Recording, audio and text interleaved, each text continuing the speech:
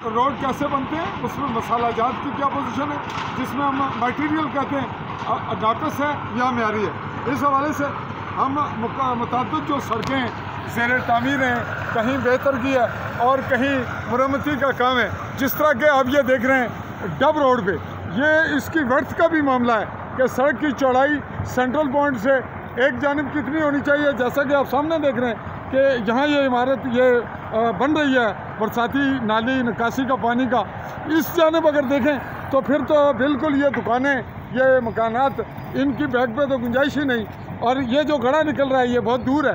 इस तरह ये भी मामला ज़ेर बहस आ रहा है। और साथ हम देख रहे हैं कि यहाँ जो ऐसा कि ये ज़ेर तामीर मामला आप देख रहे हैं रोड का, इसमें पत्थरों की कितनी गुंजाइश है, मटेरियल कितना है, कुछ तो हम आपको दिखा रहे हैं, कुछ नज़र आ रहा है। लेकिन देखना यह है कि क्या ये मसावात है, असूल मसावात, बराबरी का तकाजा, यकसानियत है, या कहीं तासुब या हक तलफी की जा रही है, सियासी अप्रोच है या कोई इंतकाम है।